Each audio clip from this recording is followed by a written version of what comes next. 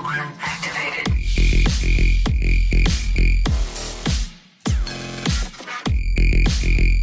Адам деген іздену керек, ойлану керек, жаңа белестерге бару керек. Хотя на жерде, допустим, басқа білмеудің шекарасы болуы мүмкін, бірақ астынан кіріп алады. Ол одан да қауіптірек. То есть не үшін біз қазір GPT-ді қолдануымыз керек. You have to know English па? Қалай болады? Yeah, you have to, you're right. Yeah. Ассалаумағалейкум, ардақтаған қалдарыңыз қалай? Бүгін біз арнайы Олжас бауырымыз шақырды. Олжас Сүлейменов менің группаласым. Ол жерге қош келдіңіз. Рахмет. Бүгін негізгі тақырыбымыз ол жасанды интеллект, искусственный интеллект дейді. Жалпы халықтың алдында чат GPT деген нәрсе бар. Енді OpenAI оны көп түсінбейді, бірақ чат GPT деген кезде дұрыс айта алмаса да қарапайым халық чат GPT дейді, айтады, короче. То есть ол в тренде да, Google сияқты. Жақсы. Ол жақсы. Қуаныштымын. Енді сол темаға кірмес бұрын ол жерге қысқаша өзіңіз туралы айтып жіберсеңіз, қайдасыз, неденсіз, фамилиядан бастайық. Фамилиям Сүлейменов деп па.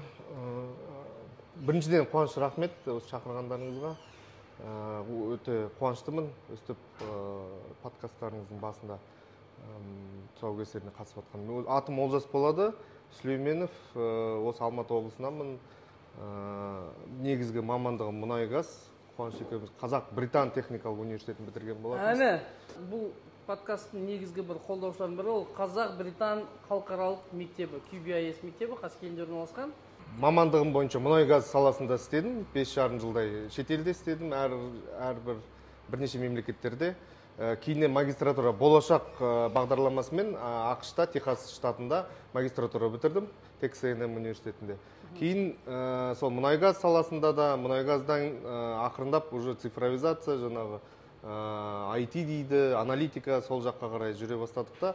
Артынан мен қазір КБТУ университетінде PhD мамандығында жасап жатырмын, PhD бағдарламасын. Computer Science and Artificial Intelligence деп аталады. Сол салада Risk Management in Artificial Intelligence деген. Сол салада міне екінші жыл. Және То есть негізгі былай айтқанда халықтың қорқатын темасы Artificial Intelligence, Risk Management деген кезде бізді ертең роботтар басқарады деген тақырыпқа сіздер қазір ана не бересің ба, андай развеешь сомнение ма халықтың? Біз қорқуымыз керек па AI-дан?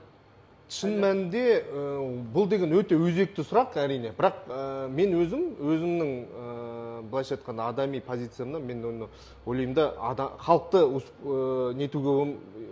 тыныштандыруға болмайды, тыныштандыруға тырысылмау керек.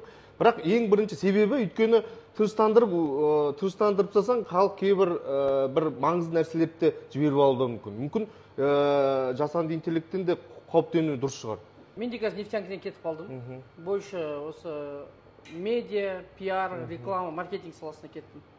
Плюс кішігірім кәсіп, анау. Сен де мысалы нефтянкіні бітірдің. Сен анау емес, алтын белгісін. Керемет университет бітірдің. Магистратурада сол салада оқыдың, қателеспесем, иә? Жоқ, магистратура уже систем инжиниринг болды. Систем инжиниринг, Техаста. Техас, по идее, Yeah. нефтянкінің, енді былай айтқанда атын Yeah. білесіз ғой, отаны десек те болады, кішігірім. Сол жерде жүріп, уже қай уақытта сен түсіндің дегенім ғой, нені, то, что нефтянка, как таковой, скважинаның вахтаның басына жүріп бурение, ол сенікі емес екен, или там месторождение жүру.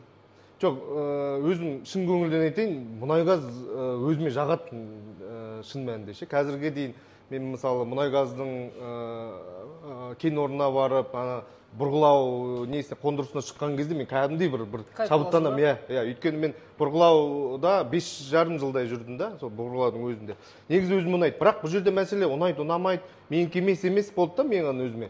Маған көбінесе менің өзімнің білімім кәсіби білімім бір жақсы бір деңгейге жетті да. Содан кейін мен шын айту керек, мұнай-газға сол кездерде барған кезде маған бір рутинаға айналды да, күнделікті бір жұмыс.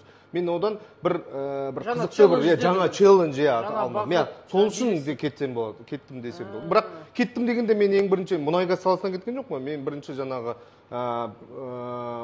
бұрғылауда жүруден кеттім да ең бірінші. Потом менде ең басты ой болды, бәрібір адам бір орында тұрмау керек. Адам деген іздену керек, ойлану керек. жаңа белестерге бару керек деп сондай ойлар болды. Сол мәселеде мен жаңа магистратура. Мен бұл жердегі айтқым келген нәрсе, мысалы магистратура енді бір жағынан ол арман ғой, болашақпен бару, енді Америкада, Англияда біздің көптен группаластарымыз Иә, оқыды, ол өте күшті көп. нәрсе ғой. Как минимум Иә. менің достарым айтады, как минимум мен 2 жыл енді тегін демекші, бірақ шетелде тұрып қайттым дейді да. Сен қазір тегін тұратын болсаң, бәрі 100 мың доллардан кетеді дейді, Иә, мысалы 2 иә. жылға. А мен оны бірінші білім алдым, и Мемлекеттің көкжиегімді аштым. Иә. Ол окей. Бірақ ең маңызды нәрсе сен мамандықты ауыстыру. Мен қазір бір оқырмандарға да қызық болады шығар, біздің Қаскелең қаласының жалпы Алматы облысының тұрғындарына бір мамандықтан екінші мамандыққа ауысуда қорқу керек па? Сен ойлашы, енді алтын белгі бітірдің, 4 жыл оқыдың, бурение істедің. Бурение көп түсіне бермейді негізде. Бізде бурение максимум бір 40-45 метрден су шығарып айтады. Ну, ол да анау, а так дальше тереңге кету. Бұл жігіттер, короче, бурение жасаған кезде былай кіреді да жердің астына. Сосын боковинамен барып, наклон направлениемен барып, ана жердегі мұнайды алып кетеді. Хотя мына жерде, допустим, басқа мемлекеттің шекарасы болуы мүмкін, бірақ астынан кіріп алады. Бурение жалпы үлкен бір білім да. Сондай саладан кетуге нормально ма? Любой адам мамандық ауыстырса жақсы ма? Мен ойлаймын, или ол сезім келіп па, деп келе ма? Бұл жерде мынандай мәселе бар да, бір екі демей ақ қойын, бірнеше мәселе бар. Мына Қазақстанға қатысты. Біріншіден, ең үлкен мәселе, бізде көп адамдар мектеп бітіргеннен кейін бірден университетке барады. Университетке бару керек, бізде андай не салт дәстүр қалыптаспаған, сен университетке бару керек. Оның ең бір жаманы, бір зияны, адам жаңадан мектеп бітірген адам, ол білмейді да қандай профессия, не істеу керек. Сол неосознанно барады. Бізде енді шын айту керек, мұнайгаз біз деген Қазақ-Британ университеті күшті болғаннан кейін соған бардық. Мұнайгаз деген ол кезде барлық жерлерде не тұрғаннан біз хит еді. Біз бардық, бірақ өзіміз түсінбедік. Мен өзім айтайын, өз басымда да 3-4 курсқа дейін біз түсінбедік та. Біз енді жаңа өзенге барып практика барған кезде уже түсіне бастадық. Мынау былай екен ғой деп. Соның оның минусы.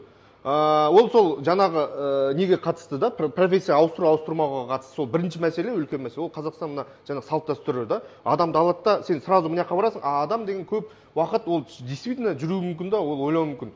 Мен мынаны не істеп жүрмін депші, мен мынау менікі емес қой деп содан шығады да, андай жаңағы қарама-қайшылық. Сол кезде әрине адамдар ол өзінікін тауып және ауысу керек. Ол жерде екі отырған жаманшылық негатив жоқ енді. Екінші мәселе мамандық ауысуында.